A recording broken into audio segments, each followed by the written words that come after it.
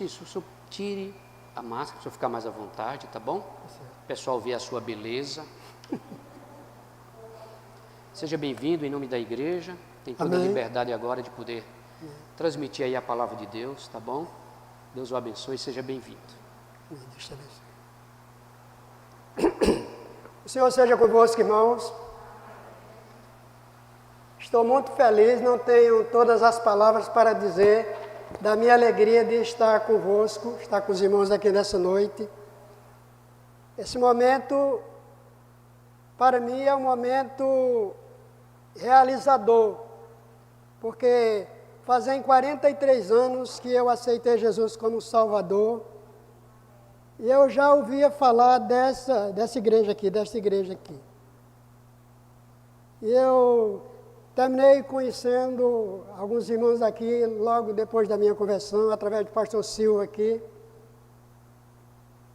O pastor Charles Smith tinha deixado a igreja aqui há pouco tempo, né? Ainda estava aquela fase de transição quase ainda. E eu, no meu coração, eu esperava conhecer mais os irmãos daqui. E fiquei com isso o tempo todo, durante 40 anos, sempre foi um anseio meu, poder um dia estar com os irmãos aqui, não por estar pregando aqui, porque eu sei que aqui há pessoas com muita habilidade, que Deus deu a ele muita habilidade para pregar, para falar, para ensinar. Só para citar algumas pessoas, o pastor, nosso irmão pastor Francisco, o doutor Hélio de Menezes, meu professor, tantas pessoas que tem aqui, eu não conheço todo mundo, mas como nós somos de um mesmo espírito, né, irmão? Nós temos o mesmo espírito, somos do mesmo Deus, somos servos do mesmo Deus, somos parte do mesmo Deus, porque nós estamos nele e ele nós, não é isso mesmo? Então eu conheço os irmãos em espírito e pela fé, amém, irmãos? Tenho orado pelo progresso esse trabalho aqui,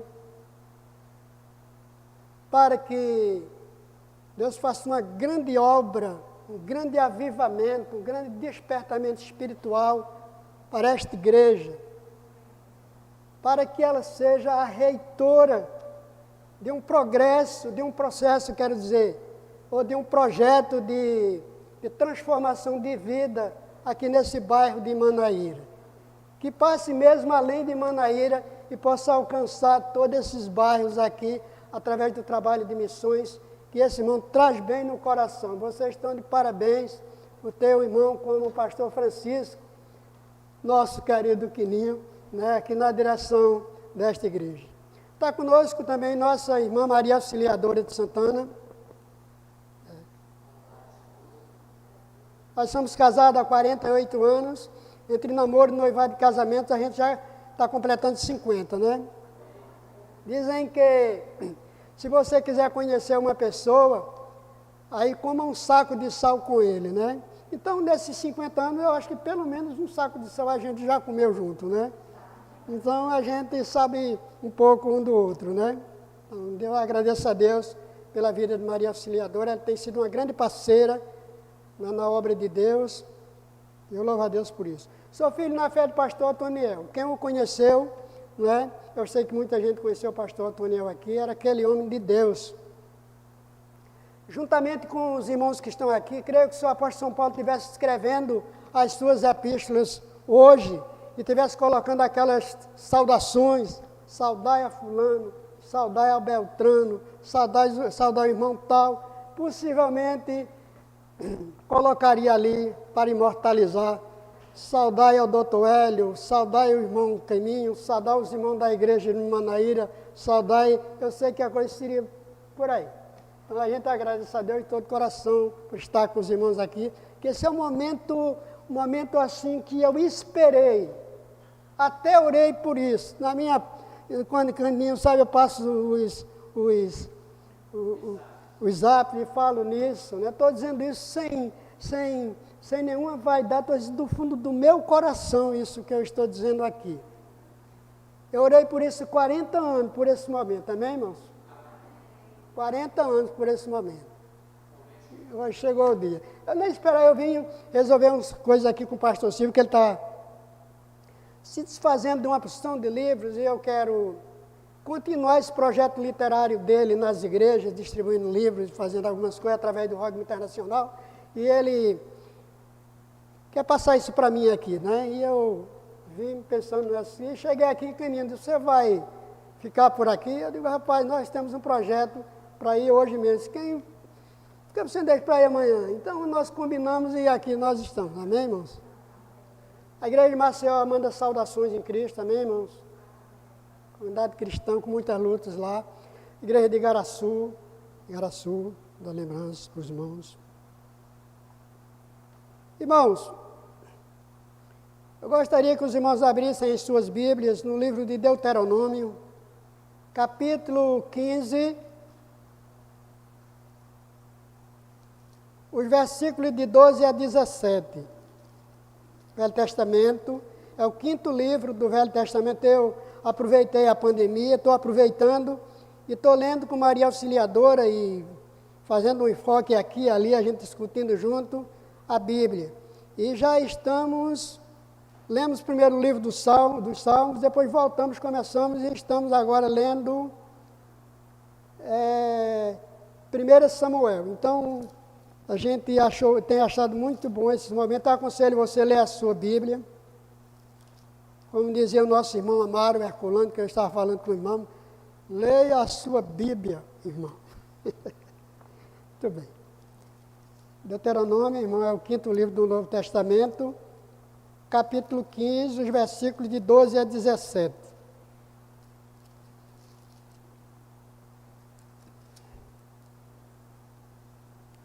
Irmãos, nós estamos no mês de maio.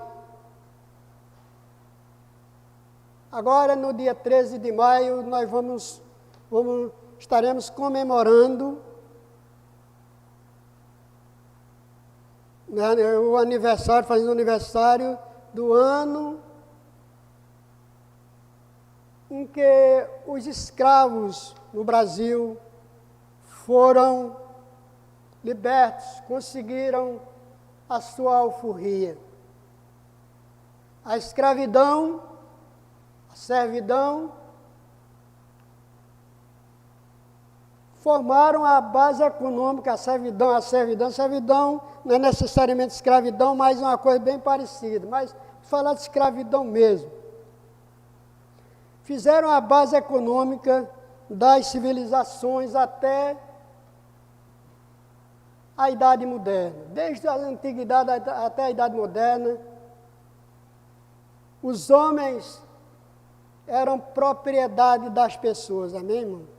Que tinham sobre ele o poder de vida e de morte. Eu posso, e muitas pessoas podem, o Brasil é um país onde há uma predominância muito grande de afrodescendentes. Eu sou descendente de escravo. Meu bisavô foi escravo. Posso falar disso.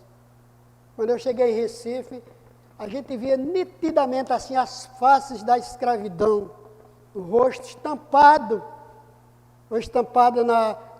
na face de muita gente, de muitas pessoas, e até na vida de muitas pessoas. A partir do século XVIII, principalmente depois da Revolução Francesa, com o seu lema de liberdade, igualdade, fraternidade, né? E também o mercado, a revolução industrial, que precisa de mercado para os seus excedentes de produção, e vendo que no mundo de escravo não há salários para se comprar, então não havia demanda para seus produtos, então eles lutaram junto às nações civilizadas, ou as que estavam se civilizando, podemos assim dizer, porque quem tem escravos não pode dizer que é um povo civilizado, não é isso mesmo? Então, eles lutaram e influenciaram as nações, e eu creio que isso, pela boa influência do Evangelho, nós acabamos, abolimos a escravidão no Brasil e no mundo inteiro, né, irmão? Graças a Deus, hoje nós somos livres. O que nós vamos falar hoje, irmão, tem o seguinte tema. Eu estava falando com o irmão, por que você vai... Diga alguma coisa para a gente colocar lá. Eu pensei, coloque esse tema aí. Não sei se a gente vai conseguir sistematizar e colocar isso numa ordem lógica que possa assim, ser bem didático aqui, mas eu espero poder trazer alguma coisa de proveitoso do que nós vamos falar nessa noite. Amém, irmãos? Então, vamos falar hoje de um projeto que vai contra a lógica do mundo de hoje, do sentimento das pessoas de hoje, que está no mundo e muitas vezes chega às nossas igrejas, amém, irmão? Chega às nossas igrejas.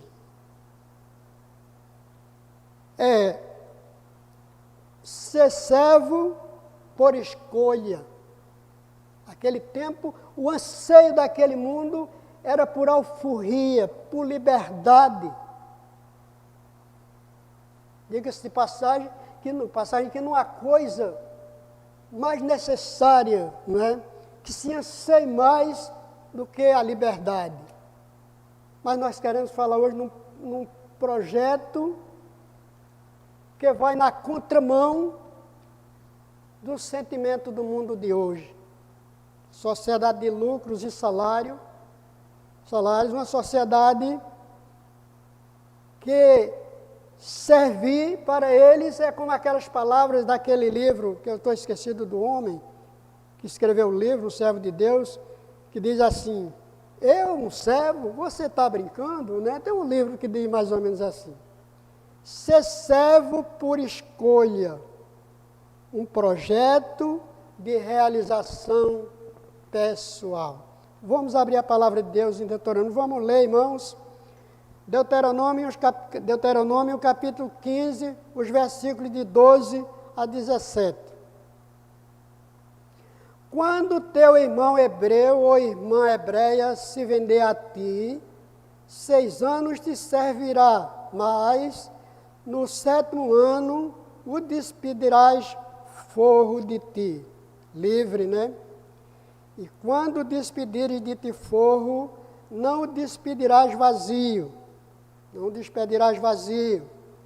Liberalmente o fornecerás do teu rebanho e da tua eira e do teu largar, daquilo com que o Senhor, teu Deus, te tiver abençoado, lhe darás.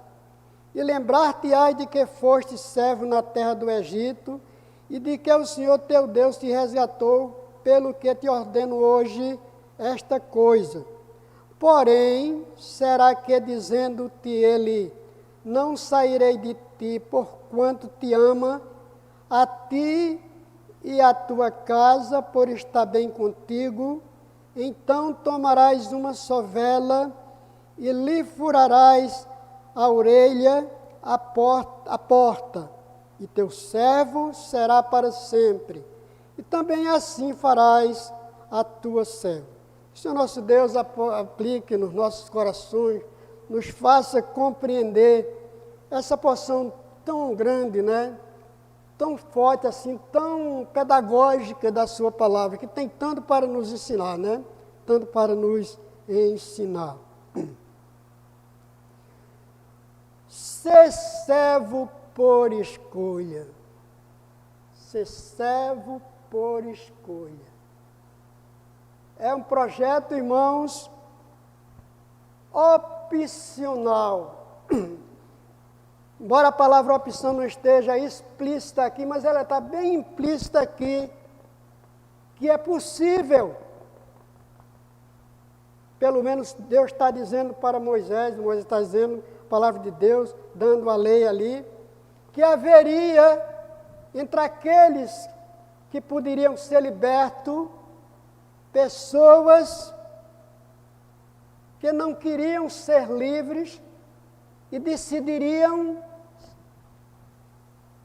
ficarem como escravos para sempre de um determinado Senhor.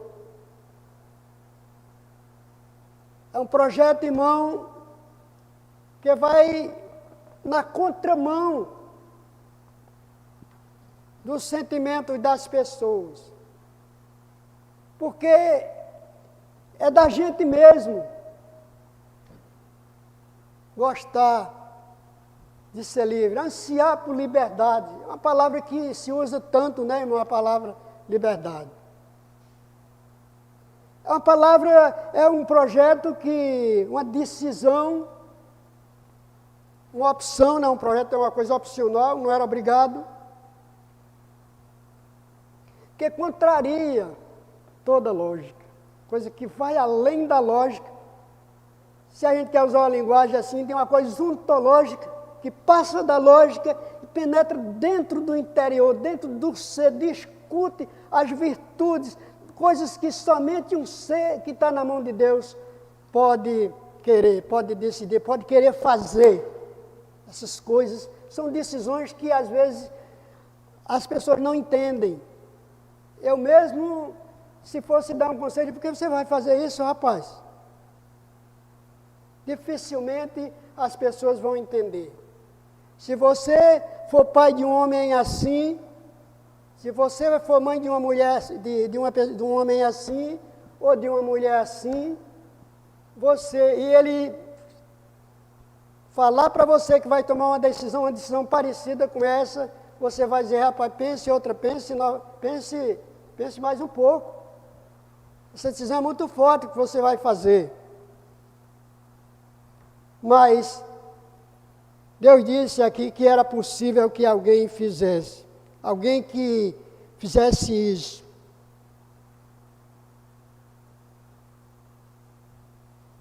Opção, né? Um projeto pensado. Conforme os irmãos sabem, todas as decisões, as grandes decisões, porque é o maior projeto da vida, que alguém, a maior decisão que alguém vai tomar na vida, a decisão de ser servo, de servir. Principalmente quando você é livre e vai se submeter a um determinado Senhor. É um projeto pensado, avaliado, medido. Quando se diz que se ele disser, a lei era essa, ele poderia sair livre. Mas se ele dissesse assim, olha, eu não quero sair livre porque estou bem com você, porque amo você, amo a sua casa. Então, um projeto avaliado do ponto de vista, desculpe, meus irmãos, do ponto de vista de nós como crentes em Jesus Cristo, a gente deve aproveitar, irmãos, essas lições aqui, pensar positivamente sobre elas. A gente não gosta de ser servo, a gente gosta de ser senhor, né, irmão?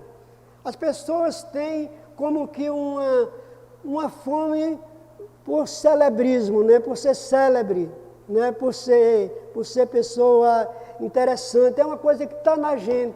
E ninguém me diga que não é, que é diferente, porque não é. Nós temos isso em nós mesmos. E às vezes lutamos contra essas coisas que nos assaltam, nos empurram para isso, não é mesmo?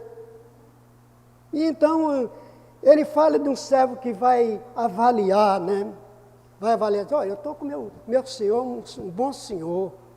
Ele tem cuidado de mim. Ele tem me amado. Eu amo ele. Eu estou bem na casa dele. Por que eu vou fazer uma decisão precipitada? Ele deve ter pensado em segurança. Eu aqui estou seguro. Eu saindo livre, eu posso sair livre, mas posso dar um salto no escuro. No escuro, né? Escuro. Isso do ponto de vista de um crente, irmãos,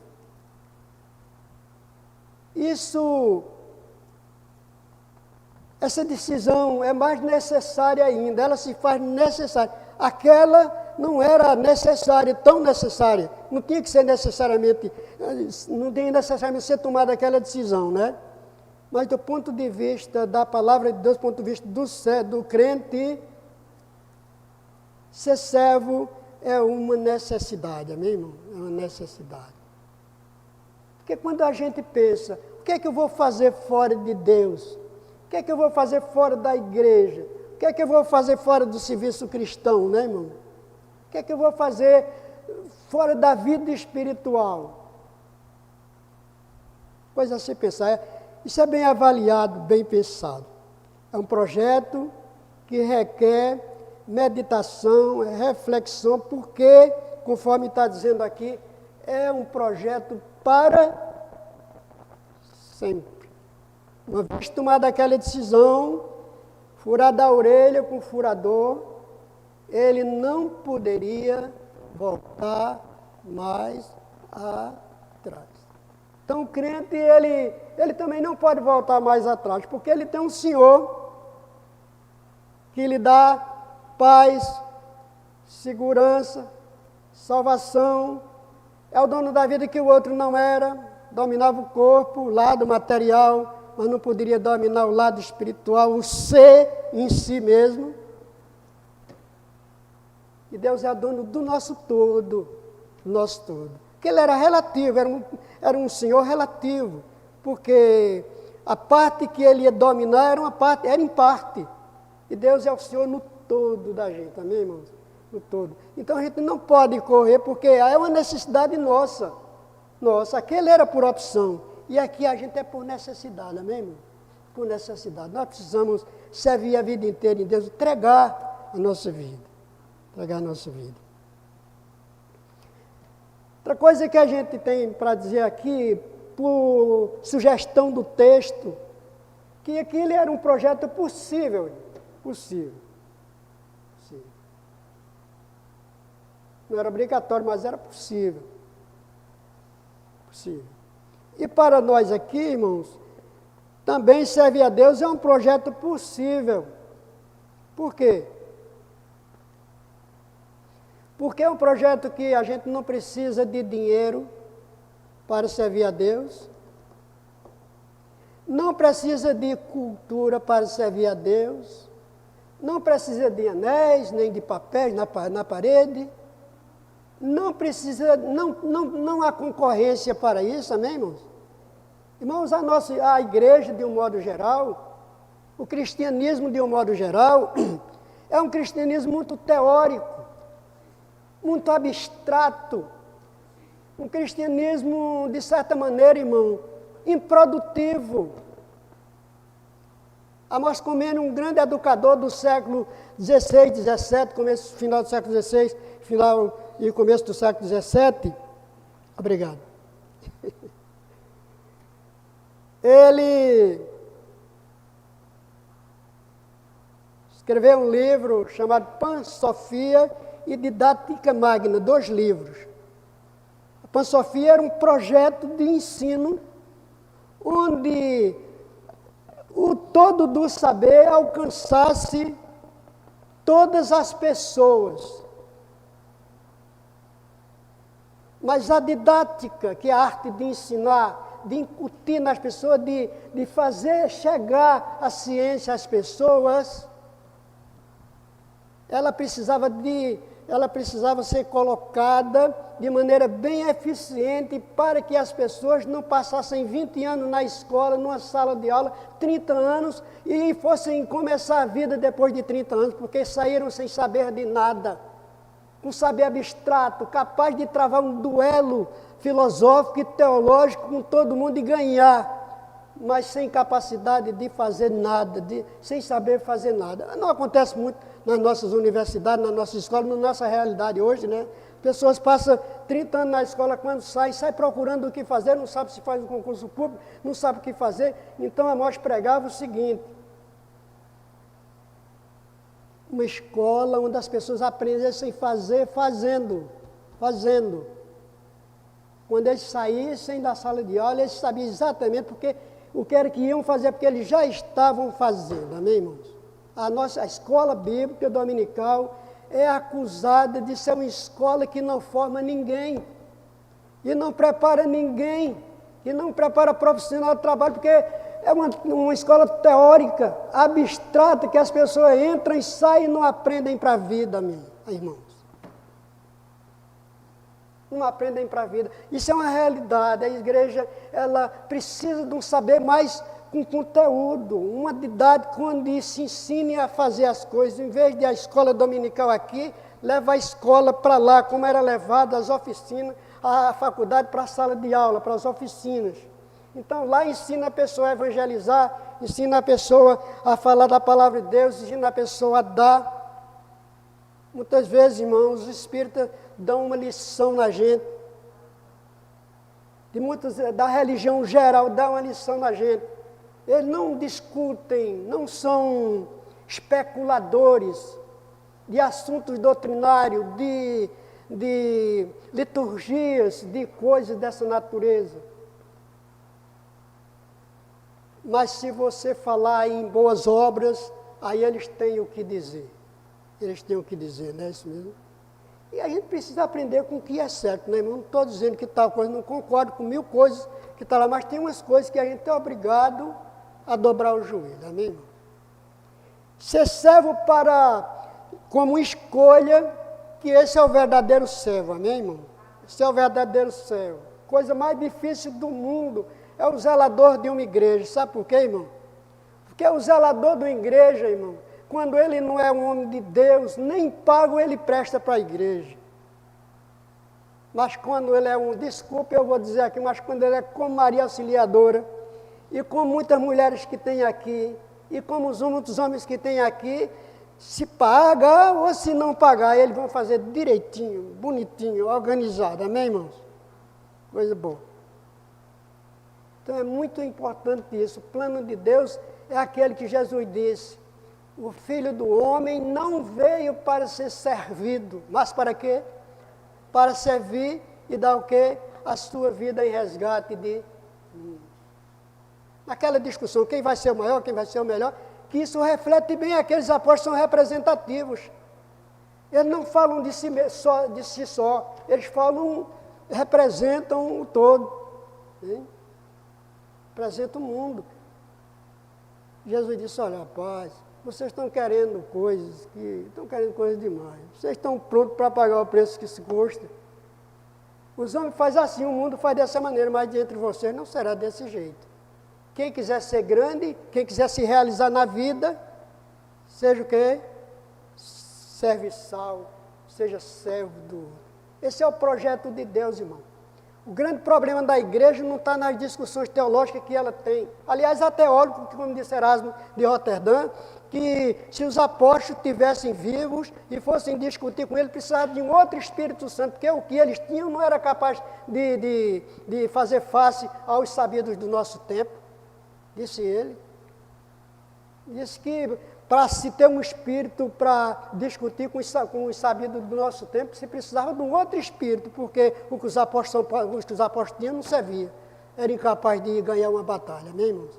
Então a gente, mais do que conhecer teologicamente a Bíblia, que é bom, aconselho você a ler a Bíblia, se preparar teologicamente, conhecer o que puder, é de Deus, procura apresentar-te a Deus aprovado, um obreiro que não tem que se envergonhar, que maneja bem a palavra da verdade.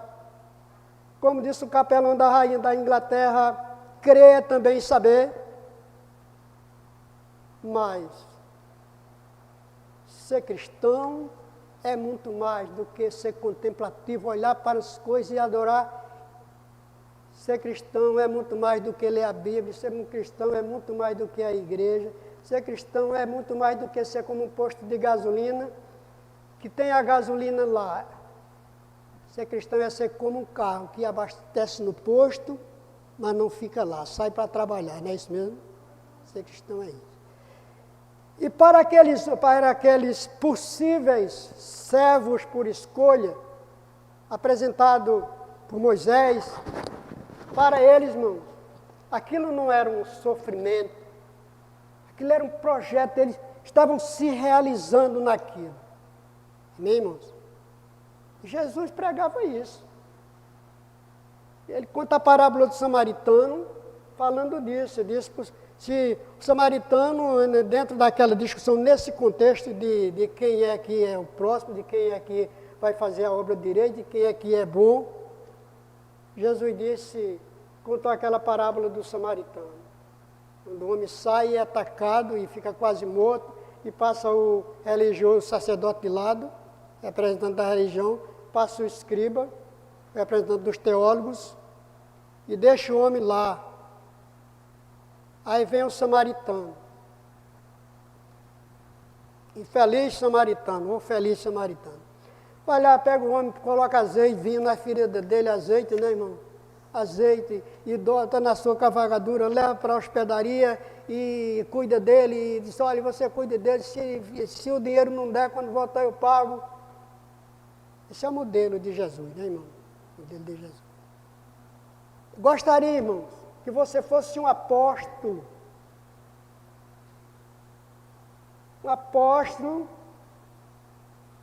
desse assunto aqui. Ele passasse para a sua vida e incentivasse as pessoas ao serviço cristão, a se dar, meu irmão, a se dar. Trabalhar na obra de Deus e se dar para as pessoas, e amar as pessoas, cuidar das pessoas, cuidar dos doentes, necessitados, partir um pouco, que aqui tem também, irmão. Almejar um projeto de vida ou querer um projeto de vida é se dar no seu todo. Porque é dito aqui que até a mulher é o todo da pessoa, não é, irmão? Eu mesmo não troco minha mulher por João Pessoa inteiro. Você troca a sua? Você troca seu marido por João Pessoa inteiro? Troca seu filho por João Pessoa? Então, ao colocar a sua mulher dentro de um projeto desse, tão grande, tão sacrificial para muita gente, que era para ele também, só que ele amava, projeto de paixão. Ele estava colocando tudo nesse projeto, amém, irmão? Tudo nesse projeto. Então, o seu dinheiro, o seu carro, a sua casa, a sua usina, o seu saber, a sua vida, irmão, deve estar a serviço desse projeto maior. Sabe por quê, irmãos? Dê uma entrada nos cemitérios e veja lá os mausoléus. Está lá no frontispício dos túmulos lá. Aqui jaz os restos mortais do barão de tal lugar. Quando eu entro lá no cemitério de Santa Amaro lá, em Recife, que ali, se você entrar no cemitério de Santa Amaro, os túmulos dos governadores, dos senadores, dos deputados, dos barões, dos marqueses, dos condes, porque dos infelizes, dos pobres, daqueles que foram calados para a glória dos outros, não tem nome lá. Tem o nome dessas pessoas. Mas eles estão mortos. O dinheiro dele não serviu para muita coisa. E o da gente, os nossos bens, a nossa força de trabalho, a nossa capacidade, os nossos talentos, os nossos dons, podem sim, irmão, ser usados por Deus. Amém, irmãos? Ser usados por Deus. Pense nisso. Igreja é igreja na prática, né, irmão? É igreja na prática. O livro de Atos dos Apóstolos, capítulo 2, fala da influência daquela igreja tão operosa que influenciou um mundo hostil contra o Evangelho. E Deus ia salvando pessoas pela influência da igreja, pelas obras, a força da igreja. E a cada dia se juntava a igreja caía na graça de todo o povo, e a cada dia Deus salvava pessoas como resultado da influência do serviço daquela igreja. Amém, irmãos? Vamos pensar nisso, irmão. Isso aqui é somente para gerar senso crítico na gente. É claro que a gente não tem todas as palavras que precisávamos para expor esse assunto tão grande, né? O tempo também é curto. Mas você pode, a partir de agora, ler e tirar lições tão grandes aqui na palavra de Deus para melhorar, ou nós podemos tirar, melhor dizendo, para melhorar o nosso serviço para o nosso Deus. Amém, irmãos? Deus te abençoe. Obrigado.